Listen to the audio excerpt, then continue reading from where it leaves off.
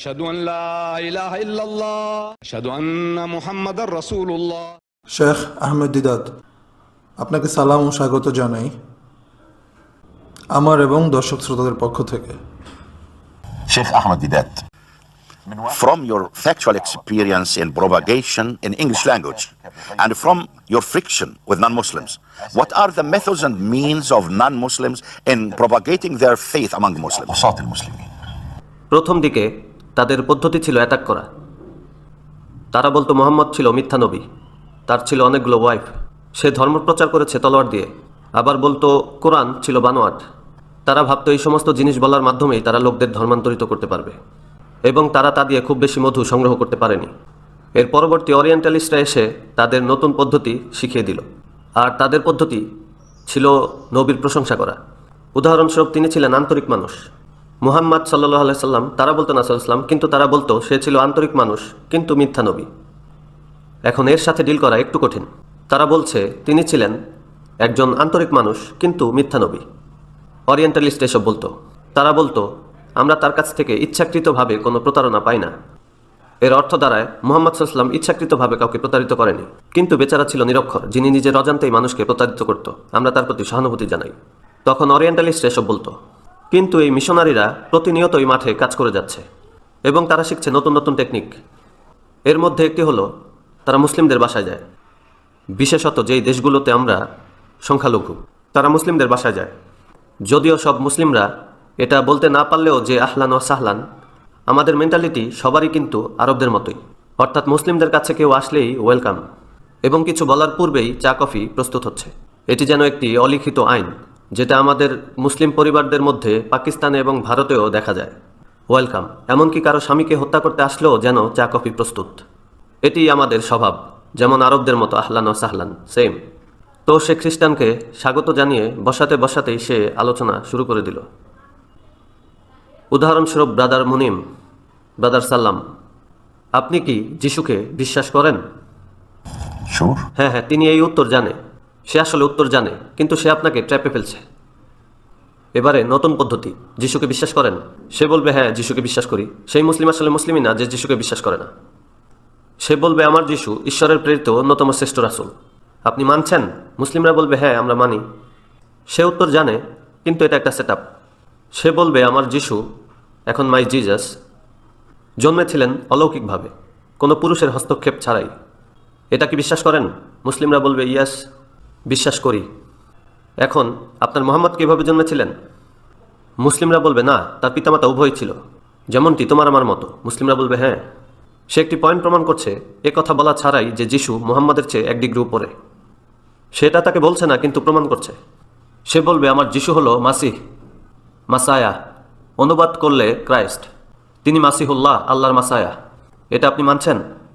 মুসলিম তো মানতে রাজি যে না না, তিনি মাসিহুল্লাহ, আল্লাহর মাসায়া। আপনার মোহাম্মদ কি মাসিহুল্লাহ? মুসলিম বলবে না, তিনি ছিলেন রাসূলুল্লাহ। সে বলবে দেখুন আমার যিশু মাসিহ এবং রাসূল আপনার কোরআনেই রয়েছে, যেমন মাসিহ ঈসা ইবনে মারিয়ামা রাসূলুন ইলা বানি ইসরাঈল, তিনি রাসূল এবং মাসিহ।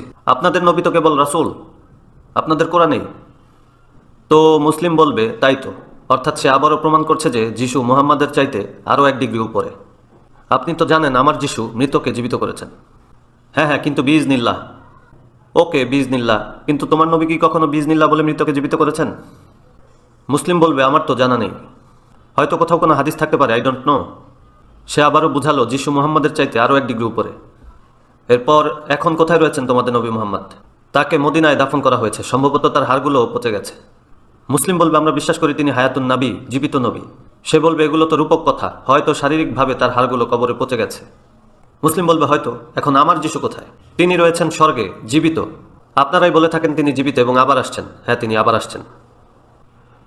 এবারও প্রমাণ করছে যিশু মুহাম্মাদের চাইতে এক ডিগ্রি উপরে। সে বলবে আপনার কি মনে হয় না এর পেছনে ঈশ্বরের একটি উদ্দেশ্য রয়েছে? এই তো 2-1 মাসের মধ্যেই আপনারা ঈদুল আজহা উদযাপন করবেন। তখন আপনারা কুরবানি করবেন ভেড়া, ছাগল, গরু অথবা উট, যা নিখুঁত, যার শিং ভাঙা নয়, কান কাটা হবে না, অন্ধ হবে না, খোঁড়া হবে না, রাইট?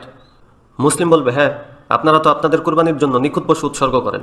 আপনি কি মনে করেন না যে সর্বশক্তিমান ঈশ্বর যদি তার সৃষ্টির জন্য কুরবানি করতে চান, তিনি কি সেরাটাই দিবেন না? আর সে তো ইতোমধ্যে প্রমাণই করেছে কে সেরা। আপনার মোহাম্মদ কি সবচেয়ে সেরা? তাদের সাথে তর্ক করা সাধারণ মানুষের পক্ষে খুবই কঠিন, এমনকি শিক্ষিত মানুষও, কারণ সে ফিল্ডে নেই। তিনি এই ধরনের লড়াইয়ে কখনো জড়িতই হননি। এই উত্তরগুলো খুবই সহজ, ওয়াল্লাহ সো ইজি। আপনি কেবল পড়বেন আমার ছোট্ট একটি বুকলেট, ক্রাইস্ট ইন ইসলাম, সেখানে সব উত্তর রয়েছে। যে কিভাবে খ্রিস্টানদের বিরুদ্ধে টেবিলটা উল্টে দিতে হয়, সে যাই বলুক তাকে বলুন উল হাতু বুরহানাকুম, টেবিলটা উল্টে দিন, উল হাতু বুরহানাকুম, টেবিল উল্টে দিন। এটাই হলো হিকমা। কিন্তু আমরা এখন হারিয়ে ফেলেছি আর্ট। এর কারণ হলো বিগত 1000 বছর ধরে আমরা আমাদের দায়িত্ব পালন করছি না। তবে অকস্মাৎভাবেই কিন্তু আল্লাহই আমার জন্য সুযোগগুলো তৈরি করেছেন। তবে আমার সাথে সব যেন অকস্মাৎভাবেই ঘটছে। আমি নানানভাবে পুশ খাচ্ছি আর সেই পথেই এগিয়ে চলেছি, আর আমি প্রতিবন্ধকতাগুলো পূরণ করছি এবং উচ্চতর স্তরে চলে যাচ্ছি। কোনো কিছুই আমি নিজে থেকে পরিকল্পনা করিনি। যেমন ধরেন সোয়াগাট ও সরোসের সাথে ডিবেট করা থেকে শুরু করে কোনো কিছুই আমার পরিকল্পিত নয়। আমার সব কিছুই হয়েছে পরিস্থিতির চাপে। আমি এই বই লিখেছি, ওই বই লিখেছি, সবই লিখেছি পরিস্থিতির চাপে। আর এই সব কিছুই ঘটেছে বিভিন্ন রকম পরিস্থিতির চাপে। Sheikh Ahmed, you have aroused me, and I believe that you have aroused the viewers as well, when you mentioned the comparison between Muhammad sallallahu alayhi wa sallam and Jesus alayhi salam, quoting the Christian missionaries. We want you now, we want you to give us the answer. What do we say? How do we answer? যেমনটি আমি বলেছি, উত্তরগুলো রয়েছে আমার সেই ছোট্ট বুকলেটেই। তবে এখন আমি আপনাদেরকে একটি উদাহরণ দিচ্ছি। তারা বলেছিল যিশু হলেন মাসিহ আর রাসূল আপনার কোরআনেই, কিন্তু আপনার নবী তো কেবল একজন রাসূল। সো এর ফলে আমরা তাদের কাছে কট খেয়ে যাই। এখন চলুন দেখি মাসিহ এই শব্দটির আসলে অর্থ কী। মাসিহ এর মানে কি? এই মাসিহ শব্দটি হিব্রু ভাষায় মূল শব্দ মাসাহা। আরবিতে মাসিহ শব্দটির উৎপত্তিস্থল হিব্রু ভাষায় মাসাহা। মাসাহা অর্থ ঘষা, মালিশ করা, লেপন করা। আমরা মুসলিমরা সালাতের জন্য যখন করি ওযু, এর মধ্যে আমরা আমাদের হাত এবং মুখ ধোয়ার পর তখন মালিশ করি মাথার উপরে, ঘাড়ের উপরে, এবং আমরা এটাও করি, আর এটাকে বলি মাসাহ।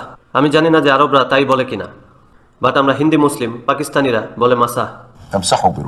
হ্যাঁ, রাইট, আমরা বলি মাসাহ। একই শব্দ যার উৎপত্তি, অর্থাৎ মাসি শব্দটি রুট মাসায়া থেকে, যার অর্থ মালিশ করা।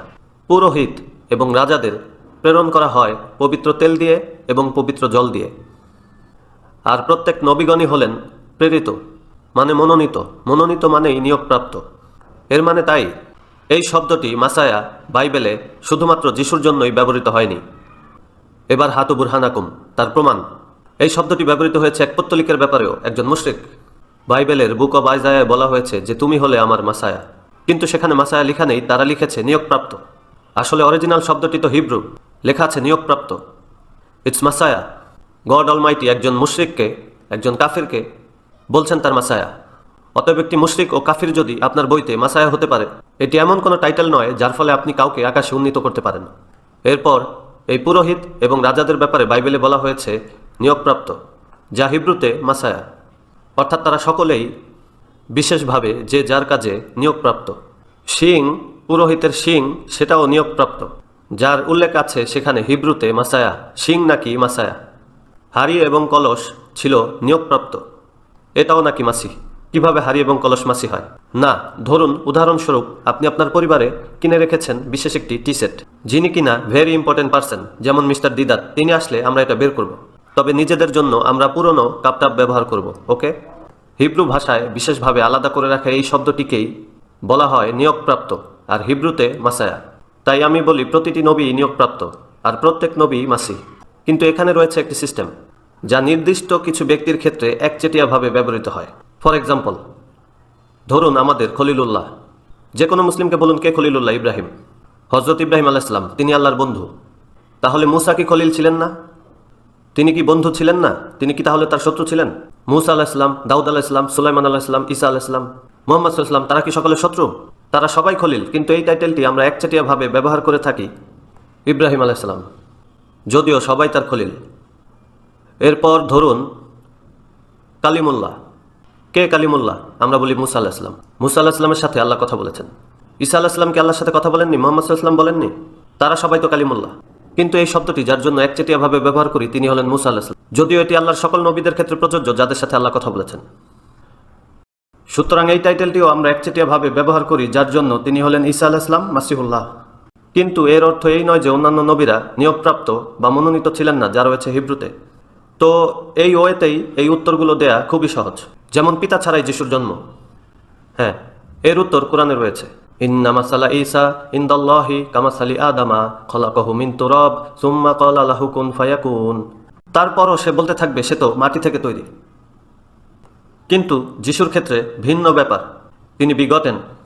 যিশু হলেন ঈশ্বরের একমাত্র জন্মদাতা পুত্র, বানানো নয়। আমরা জানি কোরআনের নিন্দা করা হয়েছে, কিন্তু সে যে বিষয়ে কথা বলছিল তা হলো যিশু 1 ডিগ্রি উপরে মুহাম্মদের পিতামাতা থাকার কারণে। কিন্তু যদি বলি আদমের তো পিতামাতা কিছুই নেই, যিশুর থেকে সেরা, সে বলবে না না না। এবার বলি আরেকজন লোক আছে এই বাইবেলে, বুক অফ হিব্রু, আপনাদের কিতাবুল মুকাদ্দাস, book of Hebrew chapter 7 verse 1। এখানে বলা আছে মেলচিসিদেক, মেলচিসিদেক, মালেক সাদেক সালেক। হিব্রুতে মেলচিসিদেক সালেমের মহাযাজক, সালেম মানে জেরুসালেম। এখানে বলা আছে, আমি পড়ছি তার বই থেকে কিতাবুল মুকাদ্দাস, যার বাবা নেই, যার মা নেই, যার শুরু নেই এবং যার শেষ নেই। আমি বলি সে তো গড। এগুলো তো ঈশ্বরের কোয়ালিটি, শুরু নেই, শেষ নেই, বাবা নেই, মা নেই, সেই মানুষটি তো ঈশ্বর। তাহলে তার উপাসনা করছেন না কেন? যিশুর মা ছিল, তাই না? তার মা তাকে 9 মাস বহন করেছিল, বাইবেলে তাই বলা আছে। যখন তার 8 দিন পূর্ণ হলো তখন তাকে খতনা করানো হলো এবং মাতৃগর্ভেই ফেরেশতা তার নাম রাখলেন যিশু, অর্থাৎ তিনি ছিলেন মাতৃগর্ভে, তার মা ছিল। এই মানুষটির মাও নেই, যিশুর কেবল বাবা নেই। আর এই লোকটির তো বাবা মা কিছুই নেই, সে তো যিশুর চেয়েও সেরা। যিশুর জন্ম হয়েছিল ঘোরশালায়, আপনাদেরই মতে, এবং তার জীবনের প্রতীয়মান সমাপ্তি ঘটে ক্রসে। যদিও আমরা জানি অমা কতালুহু অমা সলালুহু ওলাকিন সুব্বিহা লাহুম, কিন্তু তার প্রতীয়মান সমাপ্তি আপনাদের মতেই হয়েছিল। তার শুরু হয়েছিল এবং সমাপ্তিও হয়েছিল ক্রসে। এই মানুষটির তো সমাপ্তিও নেই। কে সেরা তাহলে, যিশু নাকি মেলচিসিদেক? এবং সকল দৃষ্টিকোণ এবং যে কারো কমন সেন্স থেকেও বোঝা যায় যে মেলচিসিদেক সেরা, কিন্তু তার নামই কেউ শোনেনি। খ্রিস্টানরা এই মানুষটিকে চেনেই না, অথচ তার বইতে। তাই আমি বলি মানুষের সাথে কথা বলার জন্য এর চেয়ে ভালো উপায় নেই যে তাদের নিজস্ব ব্যাকগ্রাউন্ড থেকেই কথা বলা।